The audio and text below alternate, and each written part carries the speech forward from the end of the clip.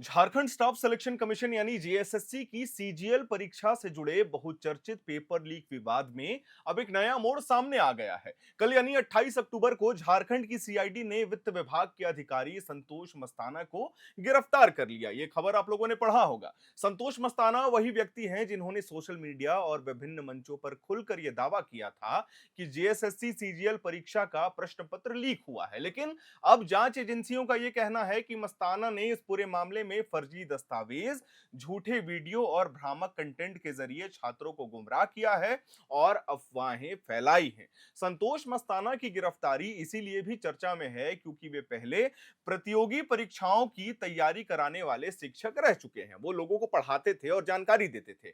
बाद में उनकी नियुक्ति वित्त विभाग में हुई, जहां से उन्हें कुछ संवेदनशील जानकारियों तक पहुंचा दिया गया था। जांच में यह बात सामने आई है कि उन्होंने अपने पुराने संपर्कों और प्रभाव का इस्तेमाल करते हुए यह दिखाने की कोशिश की कि जेएसएससी सीजीएल परीक्षा के पेपर लीक हुआ है। उन्होंने कथित सबूतों के नाम पर कुछ मोबाइल रिकॉर्डिंग्स, स्क्रीनशॉट और वीडियो सोशल मीडिया पर साझा किए, जो बाद में तकनीकी जांच में झूठे और भ्रामक पाए गए हैं, ऐसा सीआईडी का कहना है। जांच एजेंसियों का यह कहना है कि पेपर लीक के कोई भी ठोस सबूत अब तक सामने नहीं आए हैं, बल्कि जांच में यह पाया गया है कि सोशल मीडिया पर फैलाए गए तमाम वीडियो और दस्तावेजों के पीछे एक सुनियोजित अफवाह फैलाने का नेटवर्क काम कर रहा है, लगातार काम कर रहा है। इन्हीं सामग्रियों की जांच के बाद सीआईडी ने संतोष मस्ताना की भूमिका पर संदेह जताया है और कल उन्हें औपचारिक रूप से गिरफ्तार कर लिया गया है। जांच के मुताबिक उन्होंने परीक्षा को लेकर झूठी कहानियां गढ़ी,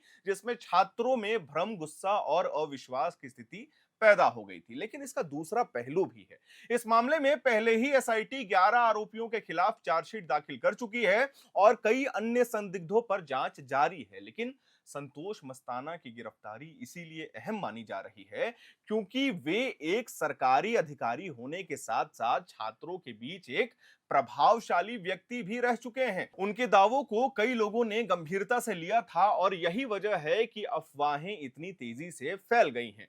अधिकारियों का यह कहना है कि मस्ताना ने प्रशासन को जानकारी दिए बिना जांच को प्रभावित करने की कोशिश और फर्जी सबूतों का इस्तेमाल किया है, जिससे पूरी भर्ती प्रक्रिया के जो तंत्र हैं उस पर सवाल खड़े हो गए हैं। हालांकि इस गिरफ्तारी के बाद मामला अब एक नया राजनीतिक मोड़ ले चुका है। झारखंड बीजेपी अध्यक्ष बाबूलाल मरांडी ने सीआईडी की कार्रवाई पर सवाल उठाते हुए कहा है कि अभी अभी सूचना मिली है कि जेएसएससी सीजीएल पेपर लीक प्रकरण में संतोष कुमार मस्ताना, जो इस पूरे मामले में लगातार मुखरता से आवाज उठा रहे थे और सबूत भी पेश कर रहे थे, उन्हें सीआईडी ने गिरफ्तार कर लिया है। मरांडी का आरोप है कि सरकार और जांच एजेंसियां असल दोषियों को बचाने की कोशिश लगातार कर रही है और जो लोग भ्रष्टाचार के खिलाफ आवाज उठा रहे हैं, पेपर लीक के खिलाफ आवाज उठा रहे हैं, उन्हें टारगेट किया जा रहा है। उन्होंने यह भी कहा है कि केस में जो शिक्षक सड़क से लेकर कोर्ट तक छात्रों के हक के लिए लड़ाई लड़ रहे हैं,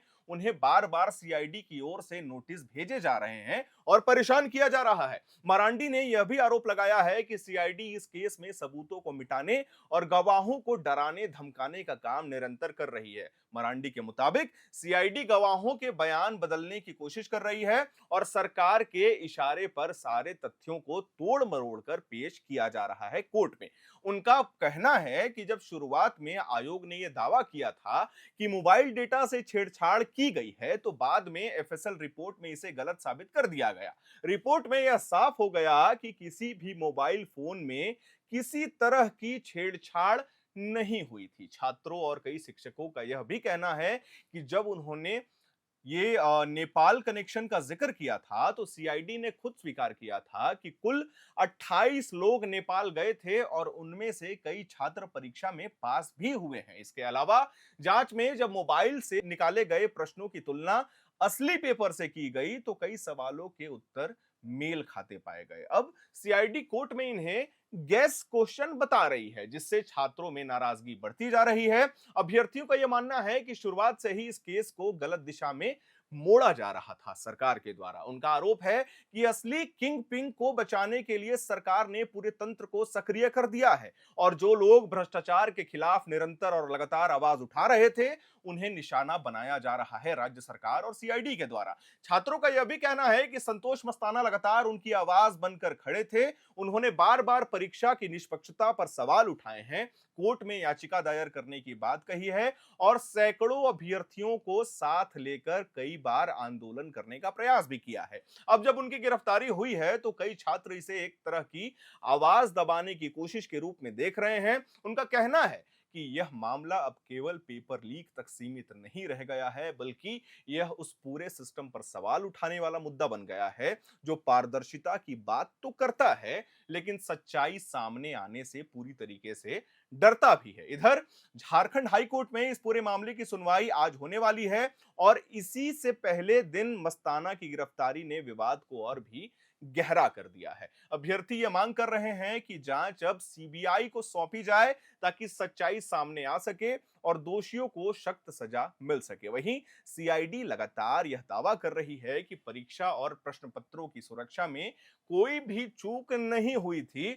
और जो कुछ भी सोशल मीडिया पर फैला वह सिर्फ एक अफवाह था ताकि अभ्यर्थियों में गुस्सा बढ़ सके। फिलहाल इस पूरे घटनाक्रम ने झारखंड की परीक्षा प्रणाली और सरकारी भर्ती प्रक्रिया पर गंभीर सवाल खड़े कर दिए हैं। एक और जांच एजेंसियां यह कह रही हैं कि अफवाह फैलाने वालों को सजा मिलेगी, वहीं छात्रों का यह आरोप है कि सच्चाई को दबाया जा रहा है कहीं ना कहीं राज्य सरकार के द्वारा। अब सबकी निगाहें कल की यानी आज की कोर्ट की सुनवाई पर टिकी हुई हैं, जिसमें यह तय होगा कि आने वाले समय में ये केस जो है वो किस दिशा में जाता है। यह सिर्फ एक पेपर लीक विवाद नहीं रहा, यह अब विश्वास, सच्चाई और न्याय की लड़ाई भी बन चुका है। लेकिन इससे परे एक सवाल हमारा है, एक सवाल एयर नाउ का है, उन लाखों अभ्यर्थियों का जो जेएसएससी सीजीएल को लेकर के लगातार सवाल उठाते हैं। यहाँ दो वर्ग बटे हुए हैं।